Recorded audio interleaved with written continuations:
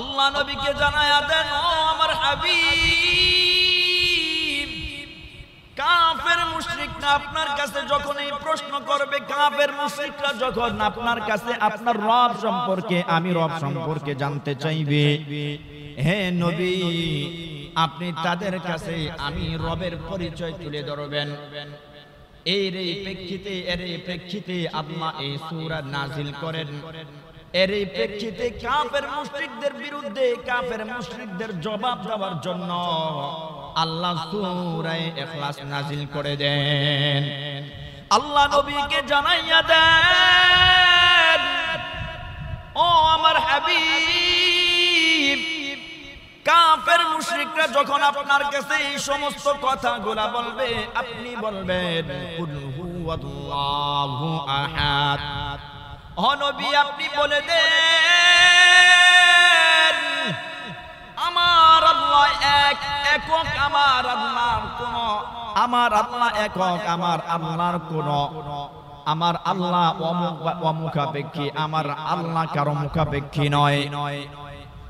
কাফের মুশরিকরা যখন আপনার কাছে আমি রব সম্পর্কে জানতে চাইবে, আপনি তাদেরকে বলে দিবেন কুল হুয়াল্লাহু আহাদ, আমার আল্লাহ এক অদ্বিতীয়, আমার আল্লাহ কারো কোনো মুখাপেক্ষী নয়। দুনিয়ার মানুষ কোনো কিছু করতে গেলে, কোনো কিছু করার প্রয়োজন হলে কারো মুখাপেক্ষী হতে হয়।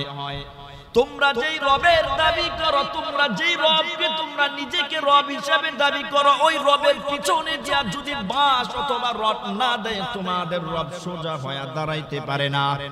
কিন্তু আমার আল্লাহ এমন একজন আল্লাহ, আমার রব এমন একজন রব, যেই রব নিজেই চলতে সক্ষম।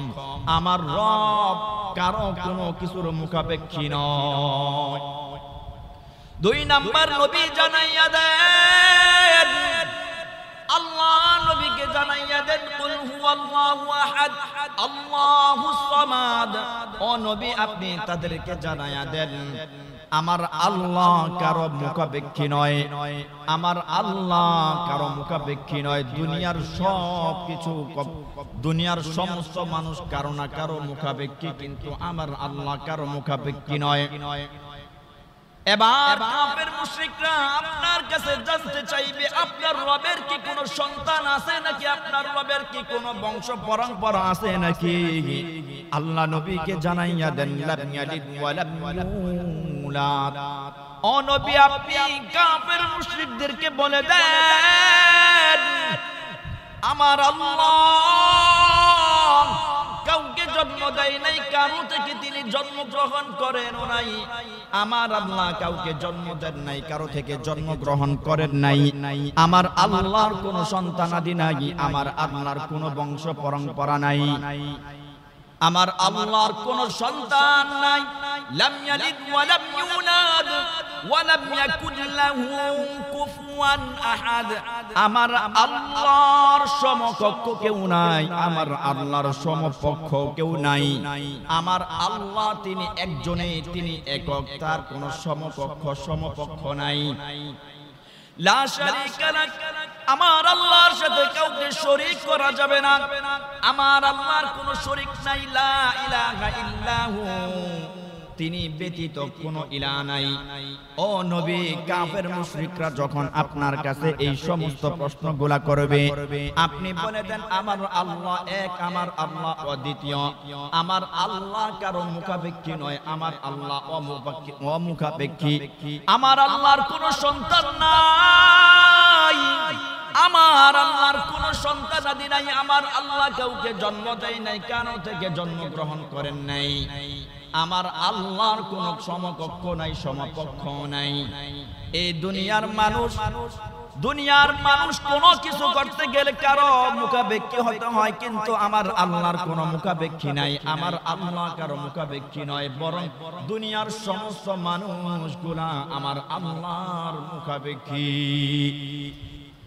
আলহামদুলিল্লাহ الذي جعل الشمس والقمر بحسبان والنجم والشجر يسجدان وفضل زمانا على زمان كما فضل مكانا على مكان وإنسانا على إنسان ونشهد أن لا إله إلا الله وحده لا شريك له ونشهد أن سيدنا وسندنا وحبيبنا ومولانا محمدا عبد الله ورسوله أرسله الله تعالى بالحق بشيرا ونذيرا وداعيا إلى الله بإذنه وسراجا وقمرا منيرا أما بعد فقد قال الله تبارك وتعالى في كلامه المجيد وفي فرقانه الحميد أعوذ بالله من الشيطان الرجيم بسم الله الرحمن الرحيم قل هو الله أحد الله الصمد لم يلد ولم يولد ولم يكن له كفوا أحد وقال النبي صلى الله عليه وسلم من قرأ قل هو الله أحد حتى يختمها 10 مرات بنى الله له قصدا في الجنة صدق الله مولانا العلي العظيم وصدق رسوله النبي الكريم ونحن على ذلك لمن الشاهدين والشاكرين والحمد لله رب العالمين سبحانك لا علم لنا إلا ما علمتنا إنك أنت العليم الحكيم ربي زدني علما رب اشرح لي صدري ويسر لي أمري واحلل عقدة من لساني يفقه قولي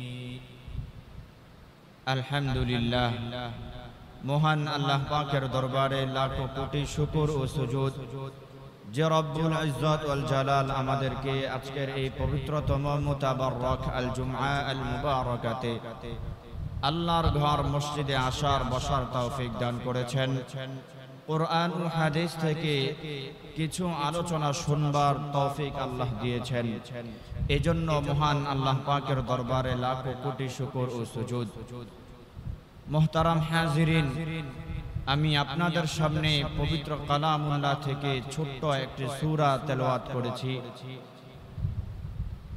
আশা করি উপস্থিত যারা আছে এই সূরা সম্পর্কে সবাই অবগত এবং এখানে যারা উপস্থিত আছে কেউ এই সূরা মুখস্থ নাই এমন খুব কমই লোক আছে এই সূরাটা মোটামুটি কম বেশি সবারই মুখস্থ আছে তো আজকে এই সূরার উপর আলোচনা করা হবে এই সূরা আল্লাহ পাক রব্বুল আলামিন কি জন্য নাজিল করেছেন এই সূরা নাজিল করার উদ্দেশ্য কি এই সূরা নাজিল করার ঘটনা কি এই সূরা নাজিল করার অবতীর্ণ করার প্রেক্ষাপট কি শানে নুজুল কি তাফসীরের পরিভাষায় বলা হয় এই সূরার নাজিল করার অবতীর্ণ হওয়ার শানে নুজুল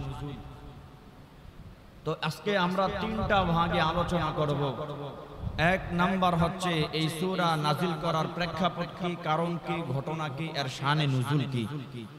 2 নাম্বার এই সূরার বাংলা অনুবাদ, সরল তরজমা তথা বাংলা অর্থ।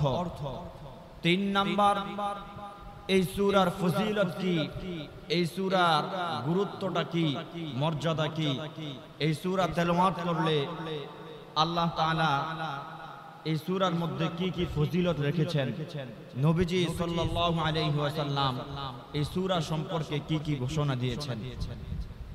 প্রথম আলোচনার মধ্যে আসি এই সূরার শানে নুজুল তথা এই সূরা নাজিল হওয়ার প্রেক্ষাপট, ঘটনা, শানে নুজুল।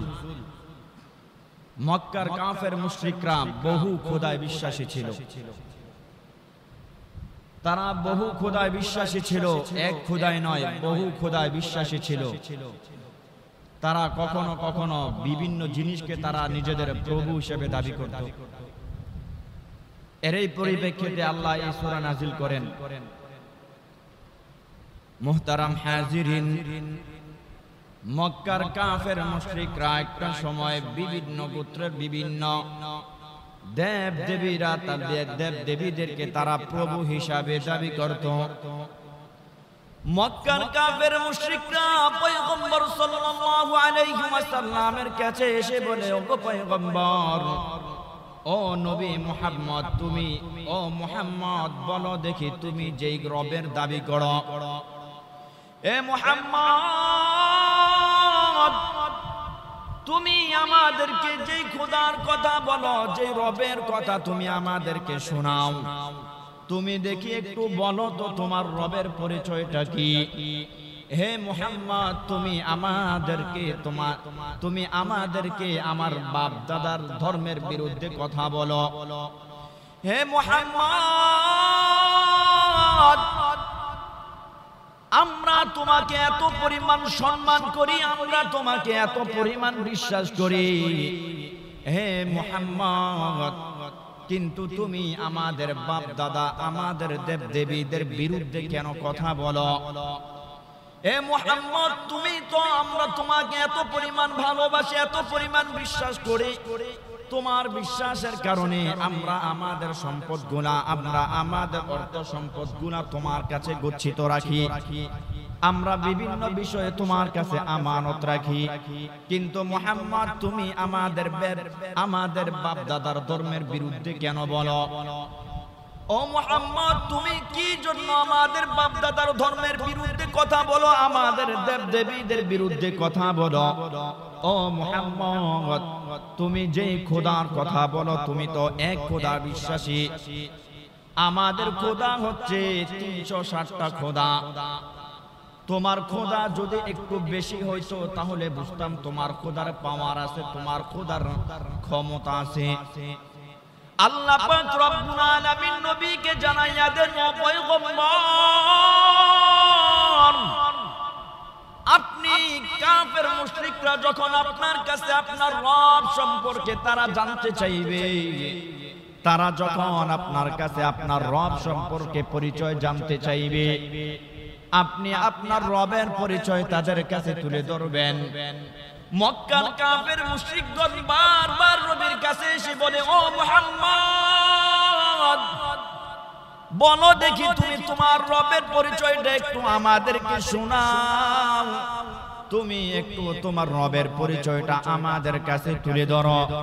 তুমি যে রবের কথা বারবার বলো, তোমার রব একজন, এক খোদা বিশ্বাসী, তুমি আমাদের কাছে একটু তোমার রবের কথাটা বলো। তোমার রবের কি কোনো সন্তান আছে নাকি? তোমার রবের কি কোনো বংশ পরম্পরা আছে নাকি? তোমার রব কি খায় নাকি? তোমার রব কি হাঁটাচলা করে নাকি? আল্লাহ নবীকে জানায়া দেন, ও আমার হাবিব, কাফের মুশরিকরা আপনার কাছে যখন এই প্রশ্ন করবে, কাফের মুশরিকরা যখন আপনার কাছে আপনার রব সম্পর্কে, আমি রব সম্পর্কে জানতে চাইবে, হে নবী, আপনি তাদের কাছে আমি রবের পরিচয় তুলে ধরবেন। এর প্রেক্ষিতে আল্লাহ এই সূরা নাজিল করেন। এর প্রেক্ষিতে কাফের মুশরিকদের বিরুদ্ধে, কাফের মুশরিকদের জবাব দেওয়ার জন্য আল্লাহ সূরা ইখলাস নাজিল করে দেন।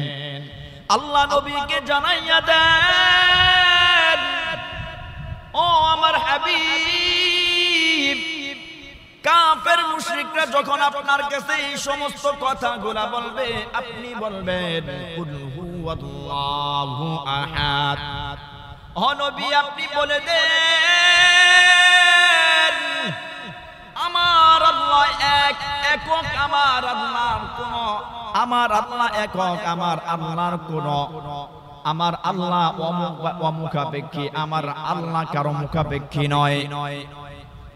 কাফের মুশরিকরা যখন আপনার কাছে আমি রব সম্পর্কে জানতে চাইবে, আপনি তাদেরকে বলে দিবেন কুল হুয়াল্লাহু আহাদ, আমার আল্লাহ এক, অদ্বিতীয়, আমার আল্লাহ কারো কোনো মুখাপেক্ষী নয়। দুনিয়ার মানুষ কোনো কিছু করতে গেলে, কোনো কিছু করার প্রয়োজন হলে কারো মুখাপেক্ষী হতে হয়। তোমরা যেই রবের দাবি করো, তোমরা যেই রবকে তোমরা নিজেকে রব হিসেবে দাবি করো, ওই রবের পিছনে যা যদি বাঁশ অথবা রড না দেয়, তোমাদের রব সোজা হয়ে দাঁড়াইতে পারে না। কিন্তু আমার আল্লাহ এমন একজন আল্লাহ, আমার রব এমন একজন রব, যেই রব নিজেই চলতে সক্ষম। আমার রব কারো কোনো কিছুর মুখাপেক্ষী নয়। দুই নাম্বার নবী জানাইয়া দেন, আল্লাহ নবীকে জানাইয়া দেন কুল হুয়াল্লাহু আহাদ আল্লাহুস সামাদ। ও নবী, আপনি তাদেরকে জানাইয়া দেন আমার আল্লাহ কারো মুখাপেক্ষী নয়, আমার আল্লাহ কারো মুখাপেক্ষী নয়। দুনিয়ার সব কিছু, দুনিয়ার সমস্ত মানুষ কারো না কারো মুখাপেক্ষী, কিন্তু আমার আল্লাহ কারো মুখাপেক্ষী নয়। এবার কাফের মুশরিকরা আপনার কাছে জানতে চাইবে, আপনার রবের কি কোনো সন্তান আছে নাকি, আপনার রবের কি কোনো বংশ পরম্পরা আছে নাকি? আল্লাহ নবীকে জানাইয়া দেন লাম ইয়ালিদ ওয়া লাম ইউলাদ। ও নবী, আপনি কাফের মুশরিকদেরকে বলে দেন আমার আল্লাহ কাউকে জন্ম দেয় নাই, কারো থেকে তিনি জন্মগ্রহণ করেন নাই। আমার আল্লাহ কাউকে জন্ম দেন নাই, কারো থেকে জন্মগ্রহণ করেন নাই। আমার আল্লাহর কোনো সন্তানাদি নাই, আমার আল্লাহর কোনো বংশ পরম্পরা নাই, আমার আল্লাহর কোনো সন্তান নাই। লাম ইয়ালিদ ওয়া লাম ইউলাদ ওয়া লাম ইয়াকুল লাহু কুফুয়ান আহাদ। আমার আল্লাহর সমকক্ষ কেউ নাই, আমার আল্লাহর সমপক্ষ কেউ নাই। আমার আল্লাহ তিনি একজনেই, তিনি একক, তার কোনো সমপক্ষ নাই। লা শারীকা লাক, আমার আল্লাহর সাথে কাউকে শরীক করা যাবে না। আমার আল্লাহর কোনো শরীক নাই। লা ইলাহা ইল্লাহু, তিনি ব্যতীত কোনো ইলাহ নাই। ও নবী, কাফের মুশরিকরা যখন আপনার কাছে এই সমস্ত প্রশ্নগুলা করবে, আপনি বলে দেন আমার আল্লাহ এক, আমার আল্লাহ অদ্বিতীয়, আমার আল্লাহ কারো মুখাপেক্ষী নয়, আমার আল্লাহ অমুখাপেক্ষী, আমার আল্লাহর কোনো সন্তান নাই, আমার আল্লাহর কোনো সন্তানাদি নাই, আমার আল্লাহ কাউকে জন্ম দেয় নাই, কারো থেকে জন্মগ্রহণ করেন নাই, আমার আল্লাহর কোনো সমকক্ষ নাই, সমপক্ষ নাই। এই দুনিয়ার মানুষ কোনো কিছু করতে গেলে কারো মুখাপেক্ষী হতে হয়, কিন্তু আমার আল্লাহর কোনো মুখাপেক্ষী নাই, আমার আল্লাহ কারো মুখাপেক্ষী নয়, বরং দুনিয়ার সমস্ত মানুষগুলা আমার আল্লাহর মুখাপেক্ষী। কাফের মুশরিকরা বলে আপনার রব কি, ও মুহাম্মদ তোমার রব কি ঘুমায় না? তোমার রবের কি ঘুমানোর প্রয়োজন পড়ে না? আল্লাহ কোরআনের মধ্যে জানায়া দেন আল্লাহু লা ইলাহা ইল্লা হুয়াল হাইয়ুল কাইয়্যুম। আমার আল্লাহ চিরঞ্জীব, লা তাখুযুহু সিনাতুন ওয়ালা নাওম। আমার আল্লাহকে ঘুম কখনো স্পর্শ করতে পারে না। আমার আল্লাহ ঘুমায় না, আমার আল্লাহর ঘুমানোর প্রয়োজন হয় না। আমার আল্লাহর ঘুম আমার আল্লাহকে ঘুম স্পর্শ করতে পারে না, তন্দ্রাও আসে না আমার আল্লাহর। দুনিয়ার মানুষ একটা দিন না ঘুমাইলে, একটা রাত্র না ঘুমাইলে ওই বান্দা ক্লান্ত হয়ে যায়, দুর্বল হয়ে পড়ে, ওই বান্দার জীবনও চলে আসে। কিন্তু আমার আল্লাহর কোন জীবনে আসে না। আমার আল্লাহ যদি একটা মুহূর্তের জন্য ঘুমিয়ে যায় তাহলে গোটা পৃথিবীটা অচল হয়ে যাবে। আসমান জমিন গ্রহ নক্ষত্র পাহাড় পর্বত নদী নালা গাছপালা তরুলতা যা কিছু আছে, খাল বিলে যা কিছু আছে, এই সমস্ত কিছু আমার আল্লাহর অর্ডারে আমার আল্লাহর হুকুমে চলে। এইটা হচ্ছে সূরা ইখলাসের তরজমা, সাবলীল অনুবাদ, বাংলা অর্থ। এবার আসুন এই সূরার ফজিলত সম্পর্কে নবী কি বলেন। নবী আমার হাদিসের মধ্যে জানাইয়া দেন, ক্বালান নাবিয়্যু সাল্লাল্লাহু আলাইহি ওয়াসাল্লাম, মান ক্বারাআ কুল হুয়াল্লাহু আহাদ হাত্তা ইয়াখতিমাহা 10 মাররাতিন বানাল্লাহু লাহু কসদান ফিল জান্নাহ। পয়গম্বর নবী জানাইয়া দেন, আমার কোন উম্মত যদি সূরা ইখলাস 10 বার পাঠ করে আমার আল্লাহ ওই ব্যক্তির জন্য জান্নাতে একটা প্রাসাদ বানাইয়া দিবে। নবী যখন এই হাদিস বললেন, ওমর ফারুক রাদিয়াল্লাহু তাআলা আনহু নবীর কাছে গিয়ে বললেন, ওগো পয়গম্বর, কেউ যদি এর থেকে বেশি পড়ে তাহলে কি হবে? নবী বলেন, ও ওমর, তুমি যদি এর থেকে বেশিও পড়ো, যত বেশি পড়বা তত বেশি আল্লাহ জান্নাতের মধ্যে প্রাসাদ নির্মাণ করে দিবে। আল্লাহর নবী সাল্লাল্লাহু আলাইহি ওয়াসাল্লাম অন্য হাদিসের মধ্যে বলেন, ক্বালান নবী সাল্লাল্লাহু আলাইহি ওয়াসাল্লাম, আয়াকুলু আহাদুকুম আন ইয়াকরা সুলুসাল কুরআন মিন কুল্লি লাইলাতিন, আয়াকরা আহাদুকুম আন ইয়াকরা সুলুসাল কুরআন ফি কুল্লি লাইলাতিন। তোমাদের মধ্যে ও আমার সাহাবীরা শুনো, তোমাদের মধ্যে কি কেউ এমন আছো, তোমাদের মধ্যে কি কেউ অক্ষম এক রাতে কোরআনের 1/3 পড়তে সক্ষম? তোমাদের মধ্যে কি এমন কেউ আছো যে এক রাতে কোরআনের 1/3 পড়তে অক্ষম, অপারগ? সাহাবাই কেরাম রাসূলকে বললেন, আইয়ুনা ইউতিকু যালিকা ইয়া রাসূলুল্লাহ। ওগো পয়গম্বর, ওগো নবী, এটা কি করে সম্ভব গো নবী? এক রাতে কোরআনের 1/3 পড়া এটা তো সবার জন্য সহজ নয়। নবী বলেন কুল হুয়াল্লাহু আহাদ সুলুসাল কুরআন। নবী বলেন সাহাবায়ে কেরামদেরকে বলেন, ও আমার সাহাবীরা শুনো, আমার কোন উম্মত যদি রাতের বেলায় ঘুমানোর পূর্বে এই সূরা ইখলাস একবার পাঠ করে, আমার আল্লাহ